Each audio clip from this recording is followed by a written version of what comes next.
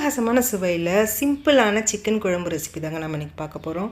இட்லி, தோசை, சாதம் எல்லாத்துக்குமே ரொம்பவே நல்லாயிருக்கும். செய்கிறது ரொம்ப சுலபங்க. டேஸ்ட்டு சூப்பராக இருக்கும். வீட்டில் எல்லோரும் ரொம்ப விரும்பி சாப்பிடுவாங்க. மிஸ் பண்ணாமல் இதை ஒரு தடவை செஞ்சு பார்த்துட்டிங்கன்னா அடிக்கடி செஞ்சிட்டே இருப்பீங்க. அந்த அளவுக்கு சுவை ரொம்பவே சூப்பராக இருக்குங்க. வீடியோக்கு ஒரு லைக் கொடுத்துட்டு வீடியோ சேவ் பண்ணி வச்சுட்டு ட்ரை பண்ணுங்கள். எப்படி செய்யுதுன்னு பார்க்கலாம். இதுக்கு முதல்ல 4 பெரிய சைஸ் வெங்காயத்தை நல்லா பொடியை நறுக்கிட்டு எடுத்து வச்சுக்கோங்க. 3 பெரிய சைஸ் பச்சை மிளகாயை இது போல் நீளமாக நறுக்கிட்டு எடுத்து வச்சுக்கலாம். எந்த அளவுக்கு பொடியாக நறுக்க முடியுமோ அந்தளவுக்கு நல்லா ஃபைனாக கட் பண்ணி எடுத்து வச்சுக்கோங்க. இப்போ கடாயில் 3 டேபிள் ஸ்பூன் அளவுக்கு எண்ணெய் சேர்த்துக்கலாம். எண்ணெய் காஞ்சதும் 2 துண்டு பட்டை, 3 ஏலக்காய், 4-5 கிராம்பு சேர்த்துக்கோங்க. அடுத்ததாக சின்ன துண்டு ஜாதிபத்திரி சேர்த்துக்கோங்க. சேர்க்கும் போது சிக்கன் குழம்போட வாசனை ரொம்பவே நல்லாயிருக்கும். அடுத்ததாக கொஞ்சமாக கல்பாசி மறக்காமல் சேர்த்துக்கோங்க. அடுத்ததாக 1/2 டீஸ்பூன் அளவுக்கு சீரகம் சேர்த்துட்டு லோ ஃப்ளேமில் வச்சு இது லேசாக கலந்து விட்டுக்கோங்க.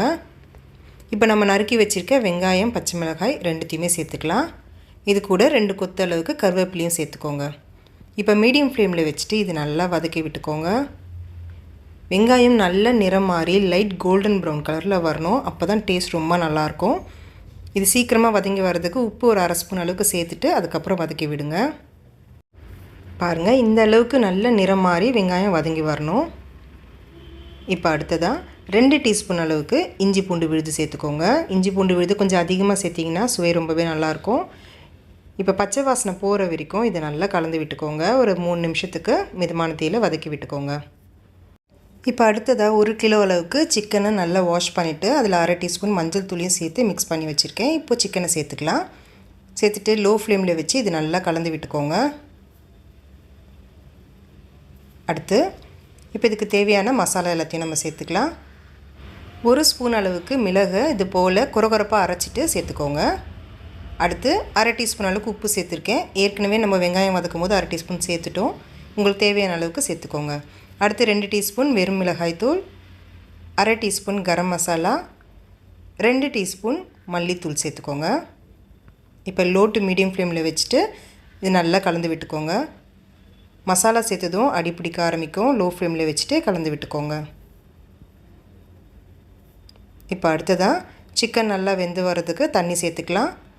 250 ml அளவுக்கு தண்ணி சேர்த்துருக்கேன். இது செமி கிரேவியாக இருக்குங்க. உங்களுக்கு தேவையான எக்ஸ்ட்ரா கூட நீங்கள் சேர்த்துக்கலாம். இப்போ இது நல்லா கலந்து விட்டுட்டு மூடி வச்சுடுங்க. மிதமான தீயில் ஒரு 20 நிமிஷம் இது நல்லா வெந்து வரணும். இடையில் கலந்து விட்டுட்டே இருங்க, இல்லைன்னா அடி பிடிக்கும். இப்போ ஒரு 10 நிமிஷம் சிக்கன் நல்லா வெந்திருக்கு. இப்போ நல்லா கலந்து விட்டுக்கோங்க. கலந்து விட்டுட்டு மூடி வச்சுடுங்க. இன்னொரு 10 நிமிஷம் வேகட்டும். இப்போ 10 நிமிஷம் கழித்து பாருங்கள், நல்லா குழம்பு வெந்து வந்திருக்கு. சிக்கன் நல்லா சாஃப்டாகவும் வெந்து வந்துருச்சு பாருங்கள். இப்போ இது நல்லா கலந்து விட்டுட்டு பொடியாக நறுக்குனா கொத்தமல்லி தூவிடுங்க. இப்போ உப்பு காரம் செக் பண்ணிக்கோங்க, தேவைன்னா சேர்த்துக்கோங்க. காரத்துக்கு மிளகுத்தூள் நீங்கள் சேர்த்துக்கலாம். இப்போ நல்லா கலந்து விட்டுட்டு ஸ்டவ் ஆஃப் பண்ணிவிடுங்க. அவ்வளோதாங்க, சூப்பராக இருக்கும். மிஸ் பண்ணிடாதீங்க. கண்டிப்பாக ட்ரை பண்ணி பாருங்கள். வீட்டில் எல்லாேருக்கும் ரொம்பவே பிடிக்கும். நீங்களும் இது ஒரு முறை ட்ரை பண்ணி பார்த்துட்டு எப்படி இருந்துச்சுன்னு சொல்லுங்கள். மறக்காமல் அம்மாடி கிச்சனுக்கு சப்ஸ்கிரைப் பண்ணி வச்சுக்கோங்க. இந்த வீடியோ உங்களுக்கு ரொம்ப பிடிச்சிருந்துச்சின்னா லைக் பண்ணிவிட்டு ஃப்ரெண்ட்ஸ் ஃபேமிலி எல்லாருக்கும் ஷேர் பண்ணிவிடுங்க. Thank you friends.